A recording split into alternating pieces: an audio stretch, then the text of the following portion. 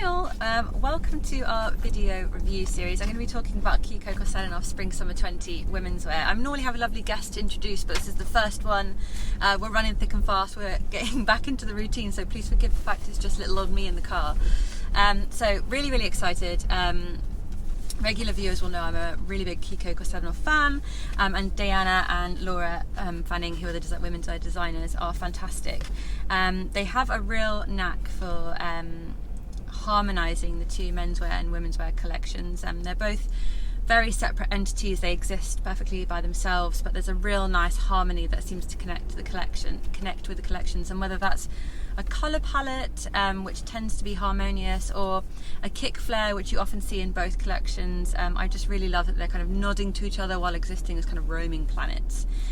So anyway, this collection, Spring Summer 20, their third collection under Kiko, which is really exciting. And this one was very interesting. There was a large collaboration with, I'm holding this up and waving it like this, because this artist is called Rosie Grace Ward.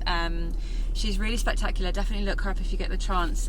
She tends to focus in on this slightly sharp, kind of barbed wire, slightly punkish, Neolithic aesthetic, and a lot of her work is kind of modern day spears and lots of bushels of bushels of wheat type aesthetics, carved metals. She often has dirt bikes in some of her work as well, and so it's a bit Mad Max, a modern day Mad Max, and so really interesting that the girls collaborated with Rosie. I feel like there's a real connection between Laura and Deanna's work and Rosie's, and predominantly this idea of a future that they both kind of circle around. Last season for autumn 2019, the two were looking at these kind of nomadic travellers, and something that is often prevalent in a Kiko Kostadinov womenswear collection is this idea of future fashion, but in a really modern sense. So often when you say future fashion, you might mean slightly scientific. When you think of Iris van Herpen, you would think future fashion because of the techniques she's using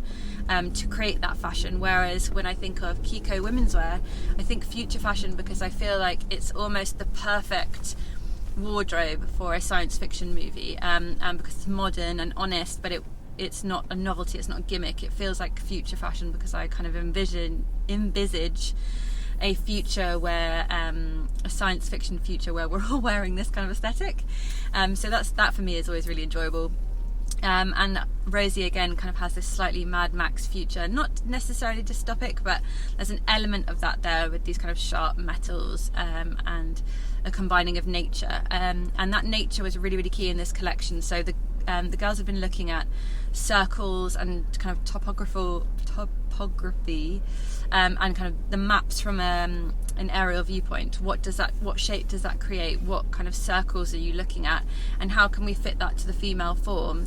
And it was really successful. A lot of this collection was quite form-fitting, quite tailored, looking at a little bit at, the two were looking at kind of traditional ways of cutting and draping, slightly at odds with what you would associate Kiko as a sportswear brand, but I think that kind of merging of ideas was really successful here. Little bit of a nod to the Kiko menswear that we saw last season for Spring Summer 20, so this season, I beg your pardon, with lots of clashing prints and those greens and reds together, that kind of op-arty clashing. Some tops were black and white check, and then what down one side kind of patchwork and this double satin material that was really successful. Sometimes a pagoda shoulder, which felt like it harked to the menswear, but I know it didn't. And some rib textures mixed with that satin. It was lots of textures, lots of patterns, which again feels like it harks to the menswear, but because of the cutting of the blazers and these little kick flares and some of the women's wear dresses, felt really elegant actually, almost verging on evening wear if Kiko was to do evening wear.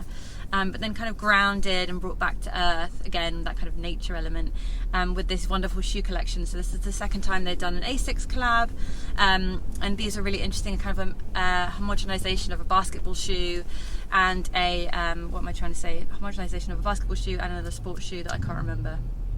another sports shoe that I can't remember.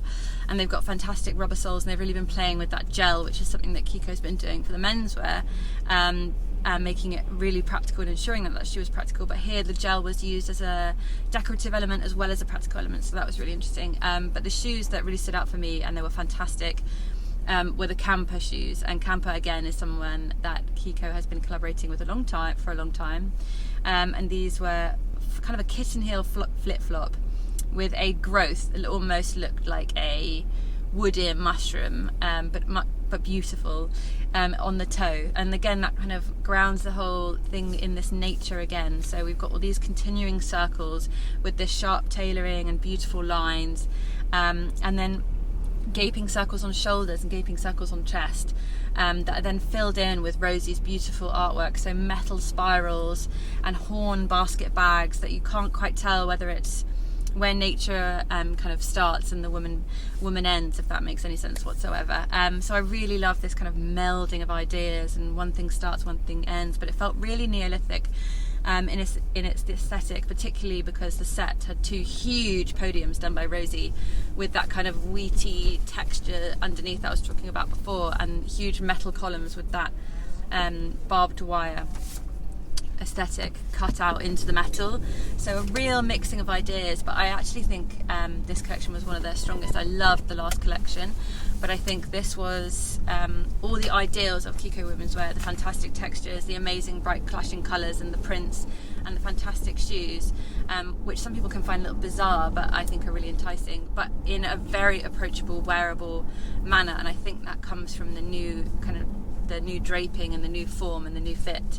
So I was thoroughly impressed. The music was quite heavy and intense, and that with this aesthetic, this quite sharp, aggressive aesthetic, made me think that it was in tune with the slight dystopic themes that we've had in Kiko menswear and womenswear before. But actually, after talking to the girls backstage, they were both saying that this is not necessarily utopic, not necessarily dystopic, but more kind of a forward thinking, what do we want to wear going forward, and this is it. So congratulations if you're both watching a really impressive show. Thank you guys very much for watching this review.